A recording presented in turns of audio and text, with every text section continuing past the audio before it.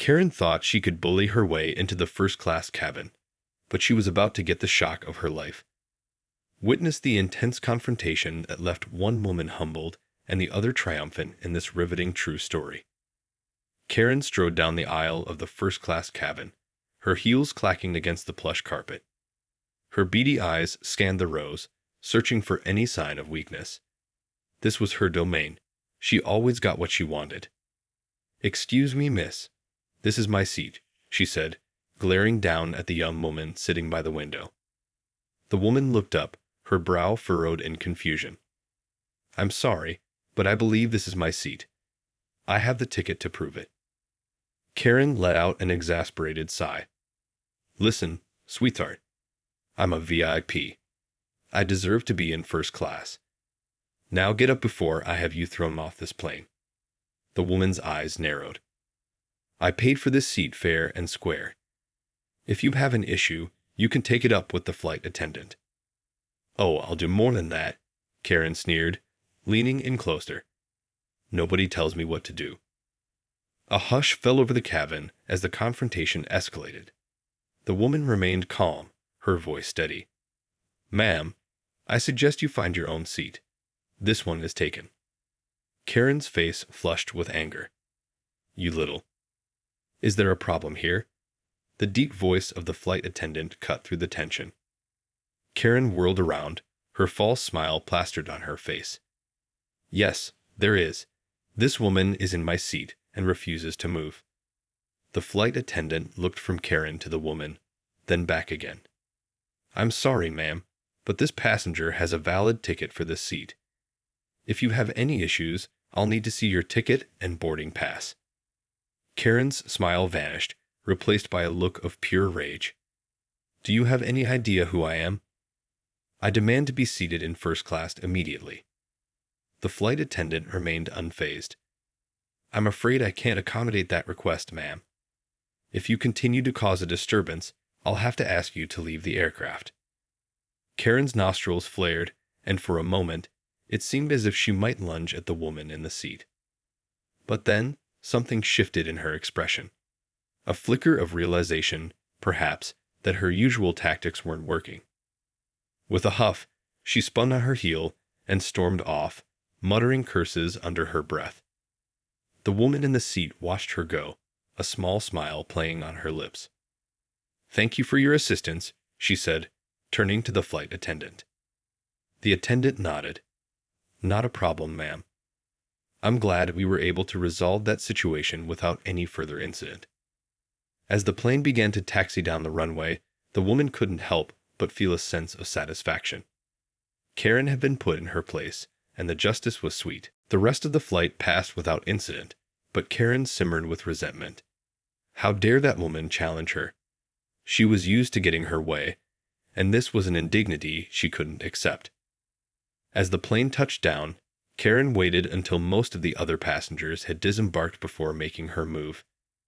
She spotted the woman from the first-class cabin and quickly fell into step behind her, determined to confront her. "Hey, you!" Karen called out, her voice laced with venom. The woman turned, her expression wary. "Yes." "I want to know why you thought you could just take my seat like that," Karen said, her hands clenched into fists. The woman's brow furrowed.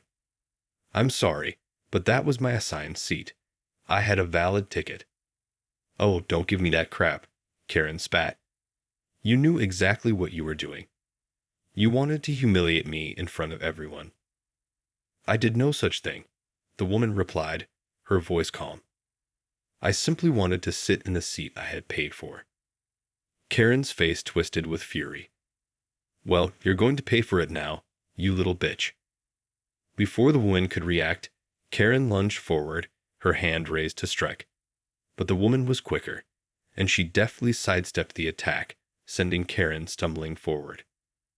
"Security," the woman shouted, drawing the attention of the nearby airport staff. Two burly guards rushed over, their faces stern.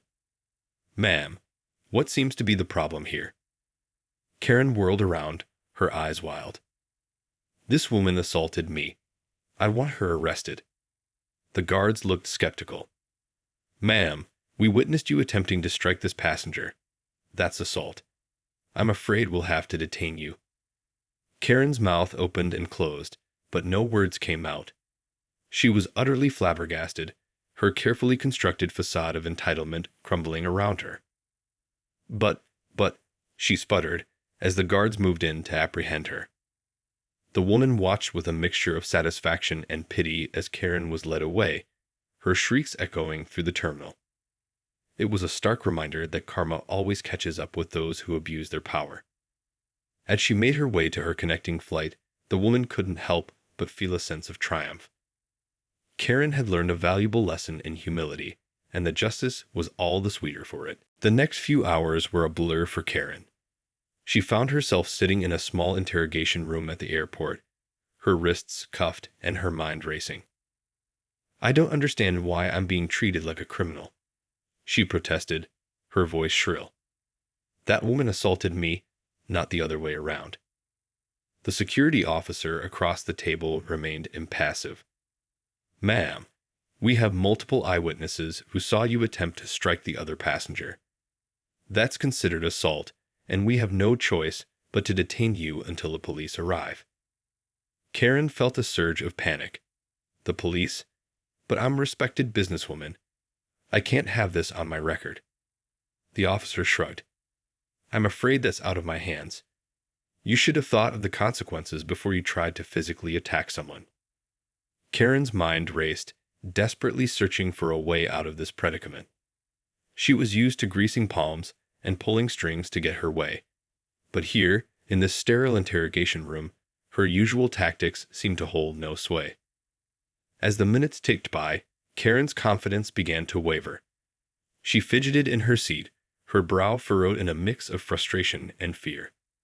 Finally, the door opened, and a uniformed police officer stepped inside.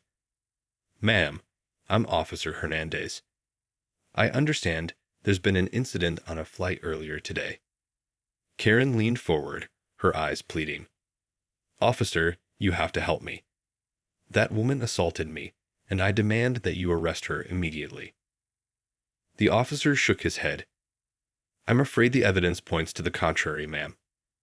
Several witnesses have corroborated the other passenger's account, and we have you on camera attempting to strike her." Karen's mouth opened and closed, her face flushing with indignation. But I'm a VIP. I can't be treated like this." Officer Hernandez's expression hardened. "Ma'am, your status or wealth doesn't give you the right to assault others. I'm placing you under arrest for simple assault. You'll be booked and processed at the county jail." As the officer moved to cuff her, Karen felt a wave of panic and humiliation wash over her. This wasn't how things were supposed to go. She was the one who was supposed to be in control, the one who always got her way. But now, as she was led away in handcuffs, Karen realized that her sense of entitlement had finally caught up with her. She had crossed a line, and the consequences were swift and unforgiving. As the reality of her situation sank in, Karen couldn't help but feel a growing sense of dread. This was a first-class lesson in humility that she would never forget. The hours that followed were a whirlwind of activity for Karen. She was booked, fingerprinted, and processed at the county jail, all the while protesting her innocence and demanding to be released. But the officers handling her case remained steadfast, unswayed by her claims of importance or influence. They treated her like any other detainee, firmly but fairly, leaving her feeling increasingly powerless and isolated. As Karen sat in her cell, the reality of her situation began to sink in. She had always been able to manipulate her way out of trouble, but this time, her usual tactics were failing her. The walls were closing in, and she couldn't shake the growing sense of panic that consumed her. Suddenly, the cell door opened, and a tall, imposing woman stepped inside. Karen's heart raced as she recognized the other passenger from the flight, the one she had tried to attack. "What do you want?" Karen spat, her voice trembling. The woman regarded her with a calm, almost bemused expression. "I'm here to see you, Karen. I wanted to understand what could possibly have driven you to act the way you did." Karen bristled, her pride wounded. I don't owe you any explanations. You're the one who got me thrown in this hellhole. The woman sighed, shaking her head. You know, I used to be like you, entitled, arrogant, and convinced that the world owed me something. But I learned the hard way that true power comes from within, not from the trappings of wealth or status. Karen scoffed. What do you know about power? You're just some nobody who got lucky on a flight. The woman's eyes narrowed.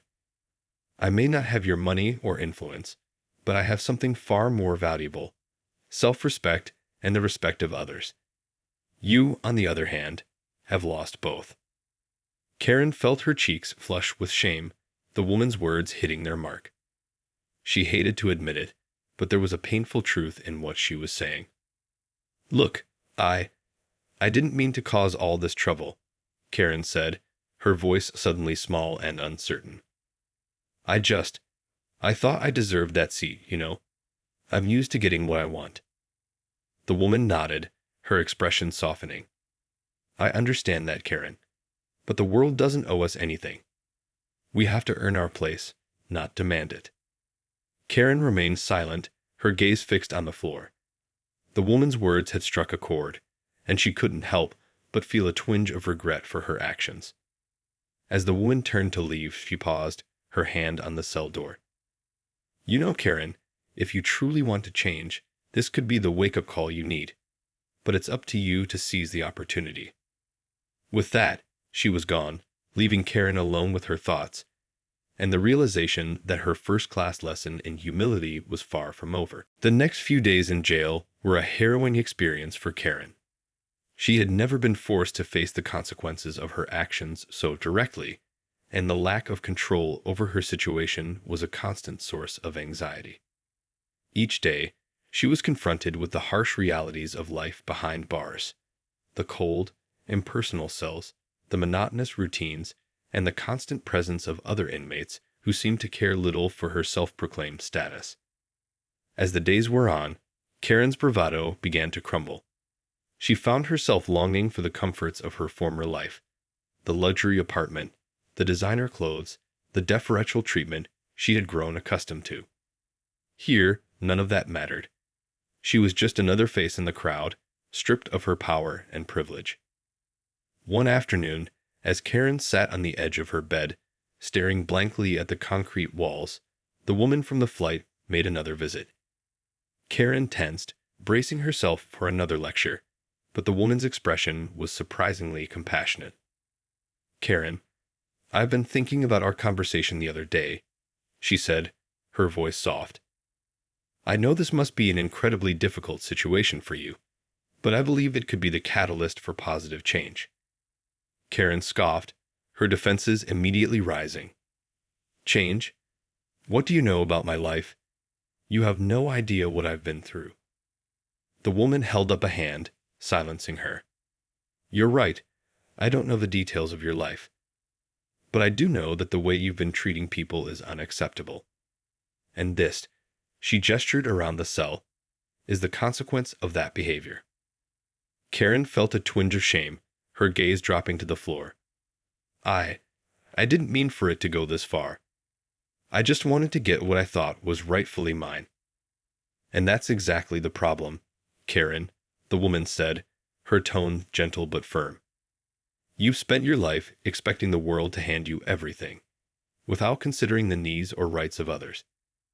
But true fulfillment doesn't come from taking. It comes from giving. Karen remained silent, her mind racing. The woman's words were cutting through the haze of entitlement that had clouded her judgment for so long. Look, I know it's not easy to admit when we're wrong, the woman continued. But if you can take this experience as an opportunity to reflect on your actions and make real, lasting changes, it could be the best thing that's ever happened to you. Karen looked up, her eyes shining with unshed tears. I don't know if I can do that. I've spent my whole life trying to get ahead, to prove my worth. It's all I know. The woman reached out and gently placed a hand on Karen's shoulder. Then this is your chance to learn something new. And I promise, the rewards will be far greater than anything you've ever experienced before. As the woman turned to leave, Karen felt a glimmer of hope start to take root in her heart. Perhaps this first-class lesson in humility was exactly what she needed to find true fulfillment in her life. Over the next few weeks, Karen found herself wrestling with a barrage of conflicting emotions. On one hand, she was still deeply resentful of the woman from the flight and the circumstances that had landed her in this predicament. But on the other, she couldn't deny the kernel of truth in the woman's words, that her sense of entitlement had been the root cause of her downfall. As she spent her days confined to the monotonous routine of the jail, Karen had ample time to reflect on her life and the choices that had led her here. The woman's visit had struck a chord, and slowly, Karen began to confront the reality that her relentless pursuit of power and status had come at a heavy price.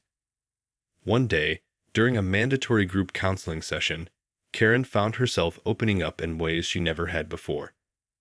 The facilitator, a kind-faced woman with a gentle demeanor, encouraged the inmates to share their stories and reflect on the factors that had contributed to their incarceration. When it was Karen's turn, she hesitated, suddenly self-conscious. But then, something shifted within her, and the words began to pour out.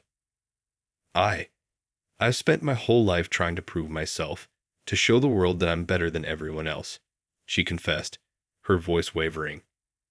I thought that if I had the right connections, the right material possessions, the right status, I would finally be worthy of respect and admiration. The other inmates listened in silence, their expressions a mix of curiosity and empathy. Karen continued, her words becoming more impassioned. But all I ended up doing was stepping on other people, treating them like they were beneath me. I never stopped to consider their needs or their rights. And now, here I am, stripped of everything I thought made me special. Karen paused, taking a deep breath. I realize now that the only thing that really matters is how we treat each other, how we uplift and support one another. And I want to change. I want to be a better person, to make amends for the harm I've caused. A hush fell over the group as Karen's words sank in. The facilitator nodded, a small smile playing on her lips. That's a powerful realization, Karen, she said softly, and it's the first step towards true growth and redemption. The journey ahead may not be easy, but if you're willing to put in the work, the rewards can be truly transformative. As the session came to a close, Karen felt a weight lifting from her shoulders. For the first time in her life, she wasn't fixated on her own needs or desires. Instead, she was focused on becoming a better version of herself, one that could truly make a positive difference in the world. It was a first-class lesson in humility, and Karen was determined to embrace it fully. As the weeks turned into months, Karen found herself transforming in ways she never could have imagined. The woman from the flight, whose name she now knew was Amelia, continued to visit her, offering support, guidance, and a listening ear. Through their conversations, Karen gained a deeper understanding of her own flaws and the ways in which her sense of entitlement had alienated those around her. She learned to listen more and speak less, to empathize with the struggles of others, and to find fulfillment in small acts of kindness rather than material possessions. The counseling sessions also proved to be a revelation for Karen. She discovered a newfound passion for helping others, volunteering her time to assist fellow inmates with job training, education, and reintegration services. The sense of purpose and community she found in these endeavors was a far cry from the isolating existence she had once known. One day, as Karen was sorting through donated clothing to be distributed to those in need, Amelia approached her with a warm smile. Karen, I've been so impressed by the changes I've seen in you these past few months, she said, her voice filled with genuine admiration. You've really taken this experience to heart and used it as an opportunity to grow and transform yourself. Karen felt a flush of pride, but also a twinge of lingering shame. I can't thank you enough for your patience and guidance, Amelia. If it weren't for you, I might still be that same entitled, selfish person I was on the plane. Amelia shook her head. You did the hard work, Karen. I was just a sounding board, a person to help you see the truth about yourself. But the transformation, that was all you. Karen nodded, her eyes glistening with unshed tears. I know, and I'm so grateful for it. I feel like I've finally found a sense of purpose and fulfillment, something that goes beyond material possessions or social status. Amelia reached out and squeezed Karen's hand, her expression warm. I'm proud of you, Karen, and I know that when you leave this place, you'll be able to use your newfound wisdom and compassion to make a real difference in the world. As Amelia turned to leave, Karen felt a surge of determination. She knew that her journey was far from over, but with Amelia's support and the lessons she had learned, she was ready to face the world with a renewed sense of purpose and humility. This first-class lesson in humility had been a painful one, but Karen had emerged a better, more resilient person for it. And as she looked towards her future, she couldn't help but feel a deep sense of gratitude for the twist of fate that had brought her to this moment. The day of Karen's release from jail arrived with a mix of emotions. She felt both anxious and excited, unsure of what the future held but determined to make the most of her second chance. As she stepped out into the sunlight, Amelia was there to greet her, a warm smile on her face. Welcome back, Karen, Amelia said, pulling her into a gentle hug. I'm so proud of you and everything you've accomplished.